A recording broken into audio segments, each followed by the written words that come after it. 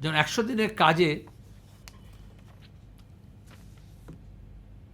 টাকা বন্ধ, কাজ পাচ্ছে না, কাজ বন্ধ, গত 4 বছর ধরে কাজ নেই রাজ্যে, 100 দিনে মজুরি নেই, সবাই মাইগ্রেন্ট লেবারার হচ্ছে, গ্রামের অর্থনীতি চৌপাট হচ্ছে, হাজার হাজার কোটি টাকা এই গ্রামে তো পুষ হতো সেটা। আমরা তো এই 100 দিনের কাজের আইন নিয়ে এসেছিলাম। তারপর দেখা গেল যখন পশ্চিমবঙ্গ ক্ষেত মজদুর সমিতি বিকাশবাবুদের মতো লোকজন, মুরলীধরনের মতো লোকজনকে নিয়ে কেস করলো, 1 আগস্ট থেকে কেন্দ্র সরকারকে, রাজ্য সরকারকে নির্দেশ দেওয়া হলো যে 100 দিনের কাজ চালু করতে হবে।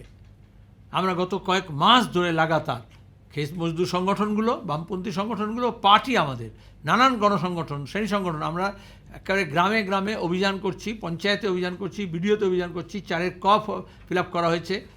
জব কার্ড বাঁচাতে হবে, জব চাইতে হবে এবং বকেয়া টাকা আদায় করতে হবে।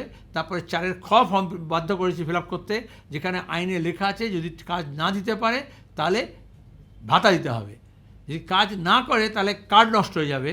সেটা বিজেপি তৃণমূল মিলে কার্ড নষ্ট করছে, কিন্তু কাজ তার আগে লেখা আছে যদি কাজ না দিতে পারে তাহলে ভাতা দিতে হবে। এখন এমন জায়গায় আমরা মামলা করেছি, যে ধারা দিয়ে করেছি, সরকার সেই টাকা দিতে বাধ্য। আজকে আমরা গর্বিত, সুপ্রিম কোর্ট তারা রায় দিয়েছেন এই মামলায়।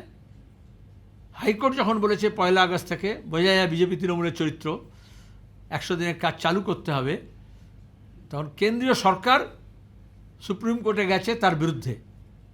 সুপ্রিম কোর্টে গেছে কেন্দ্রীয় সরকার, সেটা খারিজ করে দিয়েছে কেন্দ্রীয় সরকারের রায়টাকে। এখন রাজ্য সরকার এবং কেন্দ্র সরকার দুজনকেই কাজ চালু করতে হবে, বকেয়া টাকা দিতে হবে, এবং যাদের কাজ চেয়েছে, কাজ দেয়নি, ফর্ম ফিল আপ করেছে, তাদেরকে ভাতা দিতে বাধ্য।